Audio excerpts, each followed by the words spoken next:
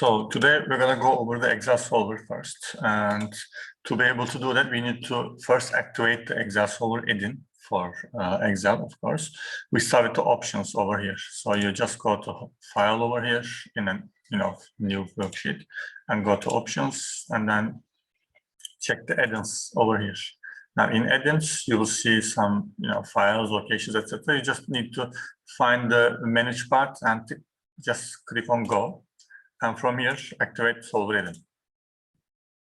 When you activate this, if this is the first time, it might just load some files. It might take a few minutes or not, depending on how it goes. But still, it will give you this section in data, a solver tab over here. Now, with this, we can solve almost any problem in Excel.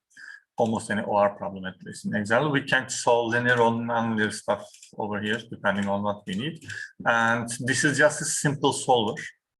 This isn't as powerful as GAMS, not yet, but it has some features that can be upgraded, some software that can override this one, and you can also use VBA, the Visual Basic stuff for Excel, and make it more and more, use it for more and more complex situations. But first, we have to just, learn how it's used. When you click solver in this window over here, we see the objective part, set objective. This is your Z, value. What is your objective function value? This is your objective. Set objective is your Z value here. So you'll just pick where your Z is. Okay, we will just go over them with examples soon enough. And then you want to do what with this objective? Do you want to maximize it, minimize it, or do you want to set it to a certain value? Now, this is not something we normally use in our models because we are trying to either maximize or minimize the function. But with Excel, you can just set it to a certain value as well. I want to make sure that this equals to this one. Now, normally, if you want to do something like this, you could just write this as a constraint. Think about it. For example, you want to make sure that a certain function is equal to something. You can try to maximize that function, but write that function itself as a constraint equal to the value you want it to be equal at. Okay, so you can just say that, for example, 5x1 plus 2x2 should be equal to 10. Then you just write maximize 5x1 plus 2x2 or minimize it, doesn't really matter. And then put in the constraint the value you want. So 5x1 plus 2x2 is equal to 10, which would make certain, which would be from which you can be certain that that function will be equal to 10 anyway. So it doesn't really matter how you model it. You can just model it and use the constraint as well. You can just pick maximize or minimize and put it in as a constraint, but Excel gives you the freedom of picking your value if you want to. But it's not really that innovative. Okay, you can just write it as a constraint anyway, but it's useful. So maximize or minimize, this is our primary, these two are primary directions. You want to maximize or minimize your objective function. And what are your variable cells? So your actual decision variables. What are you changing? Okay, what are your X values? And then you just start writing the constants over here. This part is a bit more practice, so you will see how it's done. So let's start with something simple. We have to learn a few, let's say, functions, Excel functions over here as well to be able to do this properly. But let's just start with something simple. As I said, let's say 5x1 plus 2x2. Okay. So I want to maximize this Z value. By the way, I'm writing this to be able to, just write a random, model. So let's say x1 plus 3x2 is less than or equal to 10, and 2x1 plus x2 is less than or equal to 8. So let's say this is my model, and I want to be able to formulate this for Excel solver. It's actually very simple. I will just write something like this, x1 and x2. For Z, this is 5 and 2, right? These values are 5 and 2 for the Z. And I already know that there's a First constraint is the second constraint. By the way, you don't have to do this like this in exactly like this. You can do it in other ways, but this is the simplest way. So I will just start with this one. So for the first constraint, it's 1, 3, and 10 for the right-hand side. And then I have 2, 1, and 8 for the right-hand side as well. Now, I know that this will be my Z values. So I will have to find two values for X1 and X2. Let's say that these are my X1 and X2 values, F1 and G1. So let's just assume that these are 2 and 2. So what I need to show is my right-hand side will be sum product. This is topla çarpım in Turkish. This is just the sum of the following products. So when you pick these two and these two, this means that sum 5 and 2, product multiply 5 and 2, multiply 2 and 2, and add these together. So this will give us a value of 14. So this right here is my objective function value right now. These are my X1 and X2 values. When I change them, this one will change as well with them. Okay. So this can be anything as long as they, adhere to the constraints. So we will see if they adhere to the constraints. How can I see that? Well, I have to calculate this for the constraints as well. So I will just write some product once again. I will take these and I will, multiply them with these. Now, these two values, F1 and G1, I will just use F4 to, freeze them in place. They will frozen there so that they won't change when I copy Control-C and paste Control-V. So in here, with some product, I'm just multiplying these two with these two. And here, multiplying these two with these two. So basically, if I say that this is 2 and this is 3, I'll take a look over here. This is 1 times 2 plus 3 times 3. 9 plus 2, 11. 2 times 2 plus 1 times 3. So 4 plus 3, 7. So here, this constant is already not, true because 10 is not greater than 11. So this is wrong. So these two values are infeasible. You cannot have X1, X2, and X2, X3. But you can just try and see what you can have, for example, like this. Yeah, this fits. Okay, I'm lucky. Maybe this is the optimal solution. We will see in a second. But still, these two are my decision variables, X1 and X2 values. And anything left over here, so this is 10, remember, less than or equal to 10, less than or equal to 8. So these are the, current right-hand side values. Let's say current right-hand side. So this one can actually be over here. Okay, Z is over here. Let's just take them over here. Oh, yes. Now, from here, I want to model this one in the solver so that it can solve it. I have already modeled it over here, okay, on paper, but it's not on solver yet. So let's just take it to solver. Now, my objective function, this is this one over here. So 5 times 1 plus 2 times 1. I want to maximize this one because it's a maximization. And I'm going to change these two. These are changing. Now, what about the constraints? Well, I already know that these values, these current right-hand side values, which are coming from these values, so x1 plus 3x2 and 2x1 plus x2 should be less than or equal to 10 and 8. So I can say 4 is less than 10 and 3 is less than 8. Or I can just delete this. I can do it one by one like this. Or I can just say that 4 and 3 is less than or equal to 10 and 8. So these are going to be, these constants will be written row by row. So 4 is less than 10 and 3 is less than 8. If I write it like this, I4 to I5, H4 to H5, I4 is less than H4, I5 is less than H5. So I can just write all the same signs at the same, point, at the same column, and just pick them like this, easier. So I can just write one, let's say one constraint instead of two constraints. So if I solve this with simplex LP, it's just going to give me a number. Let's see what happens. Yes, it has found 4 and 0. It says that x1 should be equal to 4 and x2 should be equal to 0. If you do it like this, as you can see, the second constraint is binding 8 and 8. but the first constraint is not 4 and 10. And the right-hand side value for your Z is 20. It's the best value, optimal value. So the one we have found while trying was not, it seems so. And this one is the best,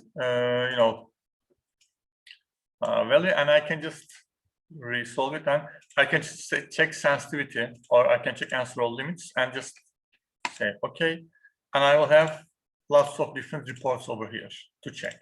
The sensitivity is my most important report, of course, the one I want to check. So because it's giving me variable cell, final value, reduce costs. So it's minus 0.5. So I have to increase it by 0.5. Allowable increase is 0.5. Allowable decrease is infinity, it seems. And allowable increase is infinity for the first variable, and the allowable increase is just 1. So if I decrease it for more than 1, I'm going to lose the optimality. I'm going to have to resolve it. So if I make it like 3.5, this 4 and 0 shouldn't be optimal. Now it should be something else. Yeah, it's 2.8 and 2.4, something like this. So if you keep changing and trying to find a better solution, you can just check the sensitivity as well. What happens if I change them? This is the basic version of it. Now, this is the most basic version of using solver, but there are, of course, more and more complex ways. For example, this one is actually something from the upcoming lesson, but still it's understandable when you, let's say, when you just read about it, it's understandable, but it's still a bit, it might sound a bit complex, but yeah, you will now see what I'm talking about. Let me just share that Excel. Now, this one over here, it's a bit more complex. Let me just share it with you as well. So in this problem, we have storage facilities, depots, and customers over here. 15 customers and 10 storage facilities. And we are trying to move goods from storage facilities to customers. Each storage facility can house up to 750 goods, and each customer has a different demand, okay? The first customer wants 956 items, units of the same item. The second one was just 177, etc. So the total number is, if you can see, 7,463. This is the total demand, and this is the total, output. This is 7,500. So it's more than the total demand. So we are okay that way. Now, what we want to do is just minimize our cost. So how do I find my cost? For example, these are my transportation costs, okay? So if I move 1 unit from the first depot, from the first storage to the first customer, I pay 0.1 Turkish liras.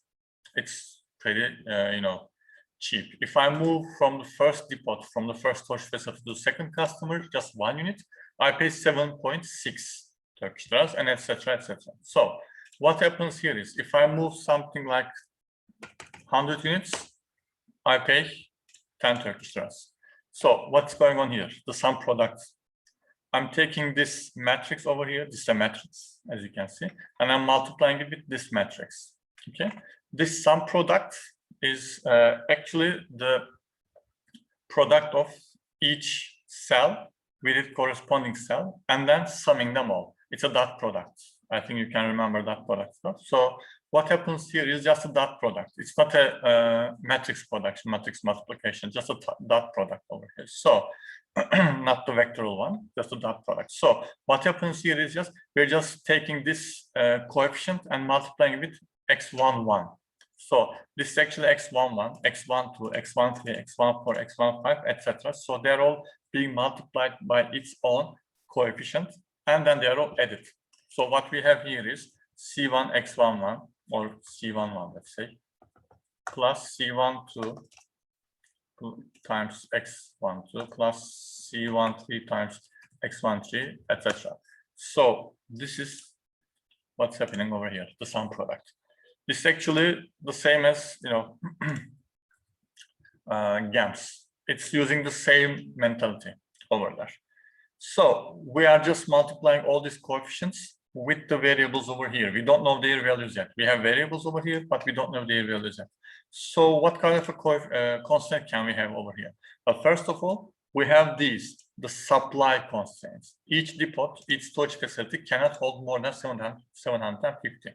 So whatever I write over here, this sum, which is taken over here, as you can see, this sum cannot be greater than 750. So I can just write 750 here, 500 over here, 100 over here. I cannot do that because this is greater than 750 right now, so it doesn't hold. Whatever is written over here, the sum cannot be greater than 750. So we're gonna have to check that one, if it's greater than or not. And the same goes over here for the column. Whatever I write over here, it cannot be lower than 956, the summation total, because this is what the customer wants, at least 956 units. So I cannot write 500 and yeah, we are done. No, you're not done. You have to be greater than this one. So with the solver, let's just go to solver and just reset this so we can do it from scratch.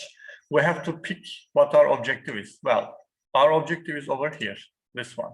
And we want to minimize this because this is, you know, transportation cost problem. So we're trying to minimize this cost. And my variables are over here. These are my variables. Now, when I use these variables, I want to make sure that by finding the right numbers, I can just send the right amount of units to the right customer. So what I want to do is just, these are the total numbers sent to the customers, and these should be greater than or equal. They can be equal as well, but I prefer greater than because it's going to eliminate infeasibility at least. This should be greater than or equal to this one. So this right-hand side is the demand. So these units sent, these are units sent, should be greater than this demand. Now, I could have done this like this as well. You can just pick these over here. You can just pick these cells and just write here, units sent. Oh, sorry. Units sent. So these are units sent, and these are demands. So if you can enter solver now, you will see that unit sent is greater than or equal to demands. You can name cells if you want to. So instead of picking those cells by references, by their letter and number values, for example, A19, B19, etc., you can just pick them by their names as well.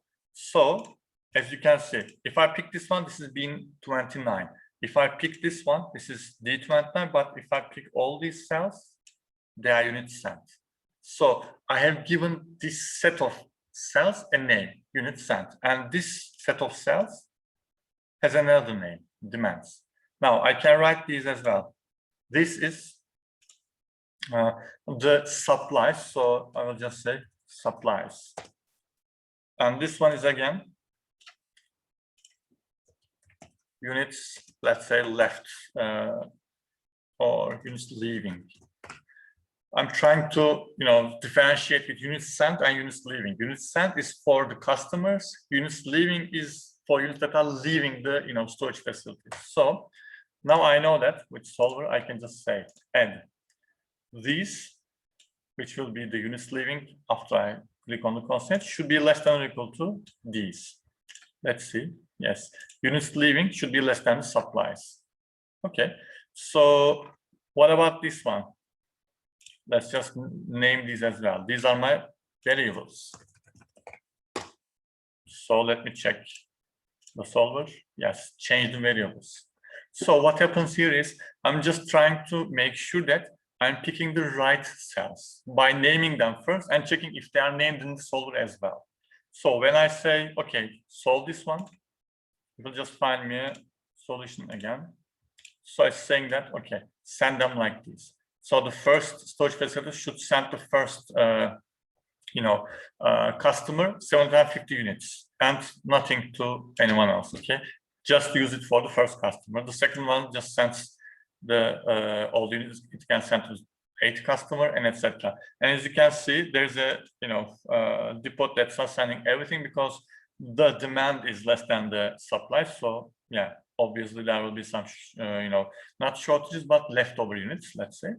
And every customer is getting what they wanted, okay? The amount of units sent to every customer is whatever they were wanting, they wanted in the first place. So there is no extra units sent, because anything extra would just increase our cost and it wouldn't give us anything. So the total cost is 6,482.3 Turkish liras. So over here with the solver, you just can solve anything you want to with simplex LP, of course. Then you can have nonlinear solutions or evolution solutions in here as well.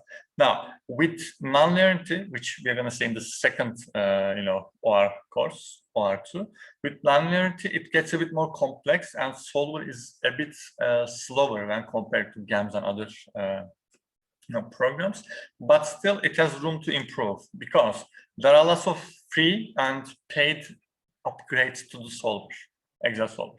There is Open Solver, there is Frontlines, the company that is actually making this Excel solver. This is just a demo for them, although it's a very good demo because it has lots of constraints and variables available to use right now. I think it's 100 variables and 200 constraints, so it's okay to use for this class easily. But for anything bigger, you have to buy something or get the free versions like the Open Solver to be able to upgrade your Excel capabilities, but still it's okay for this course right now.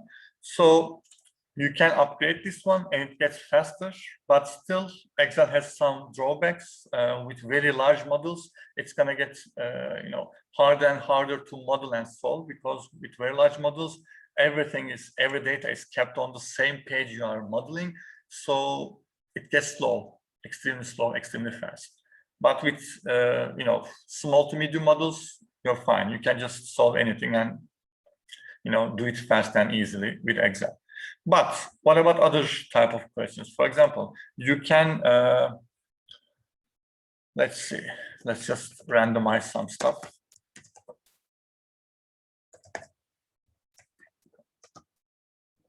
I'm just gonna create some random numbers and say that, okay,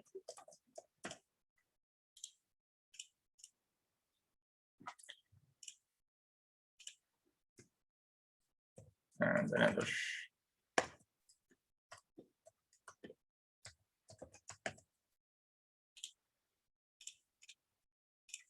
So let's say A and B. For example, let's say that we have two types of data. And we're trying to say that data 1 is equal to A times data 2 plus B.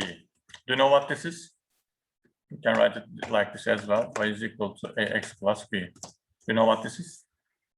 You probably don't, right? That's linear regression. So we're trying to make something like this. We're trying to find two values, A and B. Let's just write them over here so it doesn't confuse us. And we're trying to find how these two, we are trying to find these two, and we're trying to use Excel solver to do that. So we know that, let's just assume these are 1 and 2. It doesn't really matter because they're going to change. So A times, so we are trying to find data 1 in with respect to data 2, so plus this one. Now in here, I want to make sure that these two, let's just make the mistake first. Let's send it down. Now when I send it down, okay, these are going down. As you can see, these values are going down.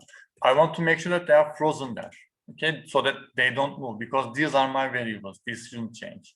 So I'm just gonna pick these two and freeze them. So anything goes down, they all freeze. They are always the same values, D2 and E2. Now, this is the, let's say, Y value, but I wanted to make sure that data 1 is actually the Y value. It's not the Y estimate, let's say. So there's an error over here. I will just write the error as the absolute value.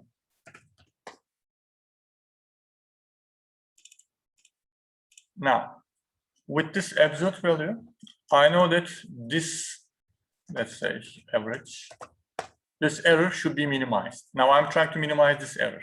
It's a simple, calculation being done here. We're trying to minimize this error. So with this solver, I'm just going to say this order picked, as you can see, minimize this by changing these two.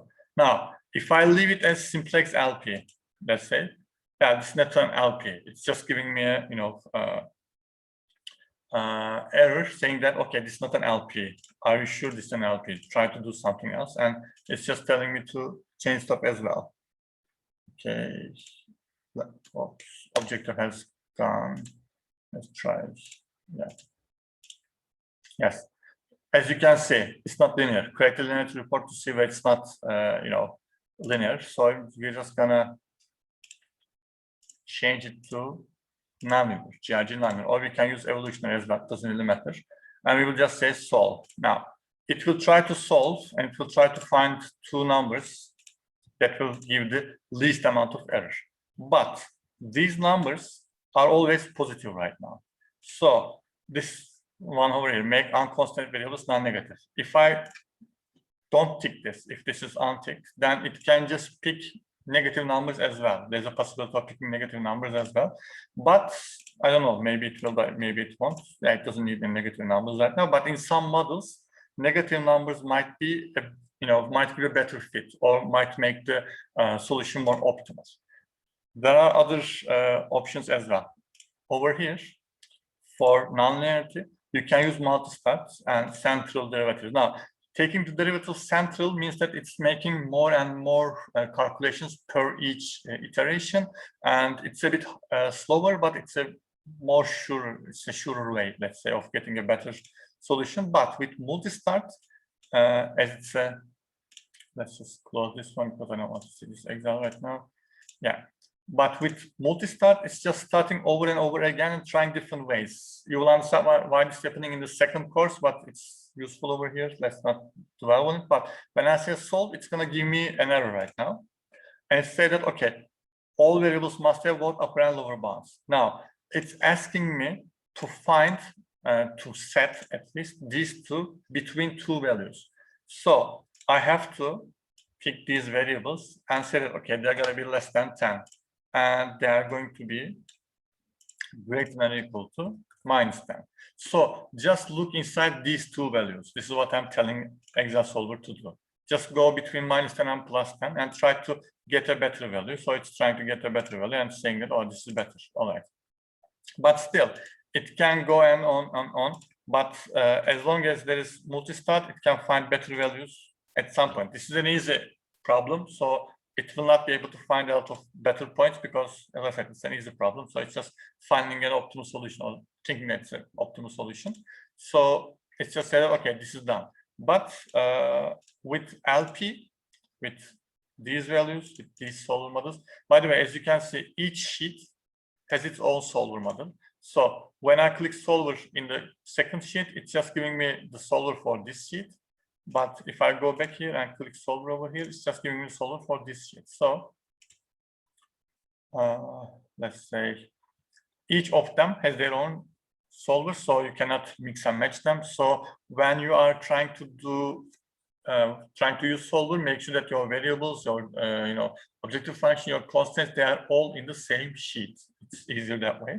Even if they are not in the same sheet, just make sure that you can reference them to the same sheet. For example, if these values were calculated on another sheet, you would have to, carry them over here to be able to use the solver properly. So when you use the GRG linear or evolutionary, these two can be used for non-linear stuff, and simplex LP can be used for, as you can see, it's making calculations. When it's evolutionary, it's going to take a bit longer most of the time. And when you use the, you have to use the GRG nonlinear evolutionary for nonlinear stuff, and simplex LP for, of course, the linear stuff. Most of our questions will be linear anyway, so we're going to use the linear stuff. But I want to make sure that you know the nonlinear and evolutionary ones as well, because you may want to use them in the second OR course. We will see. Now, with these, you can solve almost anything. You can even model artificial intelligence in Excel using this. Okay, it's easy to set up an artificial neural network and use solver to find the weights. It can happen, and it's actually very popular and it's used a lot, but it's again for simple, small stuff. With very large models, it's not, easy to use. It's not very, flexible, because first of all, the basic solver has a limit of 100 variables, so you cannot use more than 100 variables. And with large models, especially with large machine learning models or artificial intelligence models, you have lots and lots of variables. You can have up to, I don't know, or maybe more than 1,000 variables at some point. So it's not easy to use stuff like that in Excel, to calculate stuff like that in Excel. But for small stuff, for small models, it's really easy to use, and very fast as well. And yeah, that's about it for Excel solver. But this is the same as modeling, the same thing as modeling. All you have to do is just, when you have finished modeling over here, just edit over there, okay? And you can see, as you can name the cells, you can see what you have modeled easily when you are doing this. For example, you can just say that, oh, okay, I want to make sure that some of these values, for example, let's say that, let's just change these. If this was, for example, 700, this was 800, let's say it's 800 as well. And let's say it's 700 as well. Yeah. When I change these values and use solver again. Oh, sorry, it's just nonlinear right now. Let's make it simplex LP. It's almost instant when it's simplex LP. So you can see it has found a new solution. The objective value hasn't changed much. It's close, still 6,400, but the values themselves have changed. As you can see, this has to be 700 now. It cannot be 750 as it used to be. And this is 660. This is 800 right now. I can force this to 700 maybe if I had decreased this like that. But this will be infeasible, most probably. Let's see. Yep, infeasible, because the constraints are not fitting. It says that, okay, you have more demand than your supply. So it's infeasible right now. But let's say, would this be feasible? I don't know. We'll see. Yep, this is feasible and it's fitting, because the amount of your supply, the total supply, is equal to your total demand right now. So they are all right. But if we go back to the original question and solve it, as you can see, the value isn't that different. Okay, there isn't that much of a difference in the value. So this is Excel solver. With Excel solver, you have to make sure that you model your, you pick your variables and you pick your objective function precisely, and just like with GAMS and other stuff, very clearly. Because, for example, if I say that, okay, these are my variables, but let's say that some of my variables will be here, some of them will be over there, some of them will be over there. If I try to, pick all these variables from different parts of the sheet, it may get confusing, not for exam, for me, because I might just miss something, okay? Normally, when we model it by hand, when we just write it on paper, it's simple because everything is there. We're just writing it in closed form. So there's nothing to miss, okay? We cannot say, okay, take this variable from there and that one from there, etc. But when you're using Excel, you can have your variables in different places, in different cells that are apart from each other, okay? You can have a model so large that some of your variables will be on other sheets, as I said before. So you have to make sure that you can carry them over to the same sheet, to the first sheet, for example, the solver sheet, so that you can just use that to be able to solve your problem. Okay, and make sure that your variables are together as much as possible. For example, there's a very simple way of carrying them. When you pick your variables and you press Control X, and you, for example, carry them over here. Now my variables are over there, but my summation over here hasn't changed. Okay, so I have to make sure that they are, look, this one has changed because these variables belong to this sum totally. They fit it totally, because these, let's go back, these sum values just take all these variables in this column, and we are moving this column. But when I move this column, wrong button. When I move this column, this one is just changing the formula and it's moving with the column, but this one isn't because it has other variables in here. So it cannot just sum these ones and get this one and sum these ones again. So it would have 3 different additions. It cannot do that. Exact cannot handle that. If I moved everything, all of these variables, then yeah, they would have all moved. There will be no problems there. But I'm just moving some of them. So when I do this, when I move some of them, I have to make sure that I correct every mistake that I have caused. Okay. I said that move them together. Yes, you can move them together, but when you're moving them, you have to check that, make sure that you're not losing any constraints. Better yet, just make sure that you are, when you are modeling this one, they are all close together anyways. So if I had these values over here and these values over here, I would just have to say that, okay, sum this plus sum this as well. So I have these values here over now. I can even get this one just like this. So if I sand this down, now I'm just summing all the lines correctly, as you can see. And what about the solver part? Now, there will be changing variables as variables. Okay, what am I changing? Where's variables? Is it over here still? Yes, it doesn't move. These are not part of the variables now. They are not a part of variables now. These were part of the variables. And if I try to write variables over here, it's just going to add over this one as well. So this over here is still the variables. These, on the other hand, let's check, are not.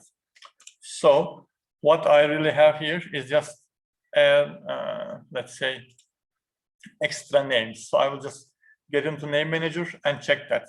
Okay, variables over here, the values. It's writing all the values and it's giving me the reference from B19 to P28, still over here.